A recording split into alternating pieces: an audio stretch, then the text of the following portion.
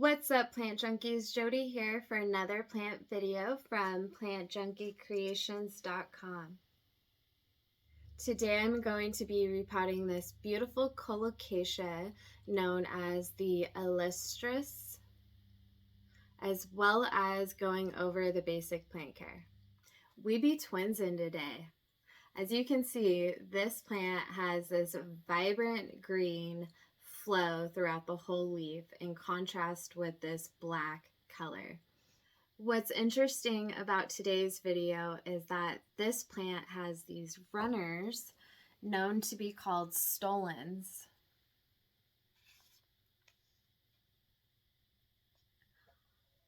Some other plants that have these are strawberries, and I'm not sure if I'm saying this right, but Colocasia fragrans. I call the plant grandfather's pipe plant.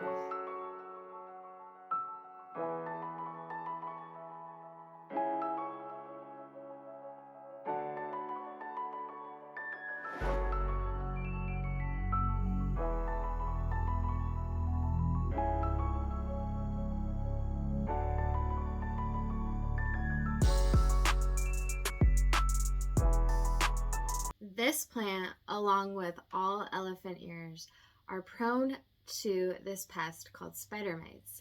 Down below, I have a video in my feed, or you can click the link up above.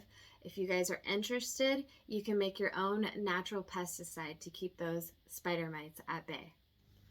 The light requirement for this plant can tolerate medium to bright and direct light.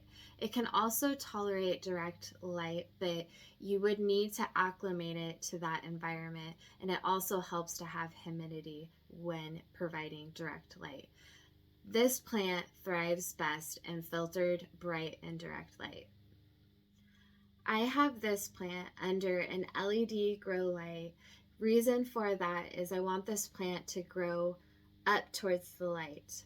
It is assorted with my Alocasias and my other Colocasias. The water requirement for this plant in this 4-inch pot here, I water on a 7 to 10 day cycle. Since I will be repotting it into a 6-inch pot, I'm going to bump the schedule to a 10 to 14 day cycle. In the wild, you will find this plant in boggy areas such as swamps. You will also find these elephant ears arranged ornamentally next to ponds, inside of ponds. I don't think this plant minds sitting in water. I've never tried it, but just to give you an idea how much this plant can withstand water. The soil requirement for this plant needs a medium well-draining mix. I'm sure out in the wild this plant can tolerate a poor composition, but I'm specifically just talking about indoor gardening here. So I've put together a mix that is medium well-draining. It looks like this. It consists of Happy Frog soil from Fox Farm, which is rich in nutrients. These plants really thrive in a nutrient-rich medium. Along with that, I have a little bit of cocoa coir, coconut husk, perlite, and charcoal. Sometimes I will add worm casting to this mix, but since I have that Fox Farm Happy Frog soil, I don't need to add that to this mix. The fertilizer requirement for this plant, I typically will fertilize 2 times a month during the growing season. When you see new growth emerging from your plant, that is a good time to fertilize. What I like to use, I rotate between Gringo Rasta. I combine Super Thrive with this mix. And then next month, I will use Hydrolyze Fish Seaweed Fertilizer. So now it's time to repot. I'm going to be taking this 4-inch pot and repotting it into this 6-inch pot and then placing it in this terracotta pot.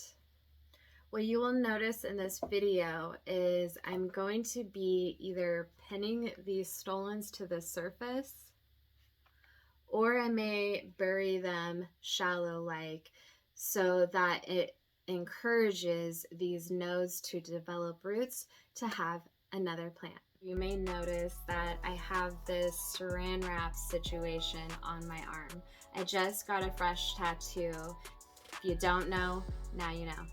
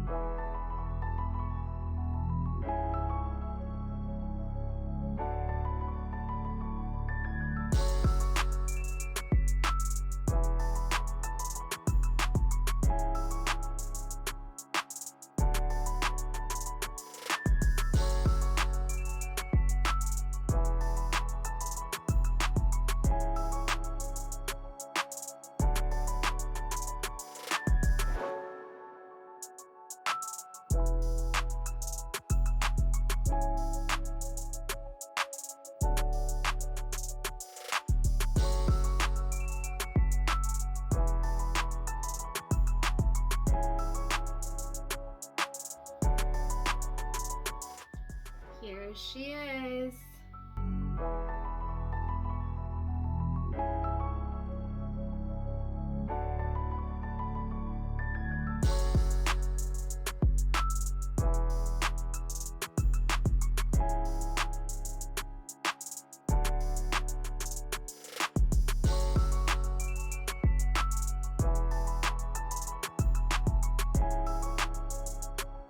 If you enjoyed this video, hit that like button.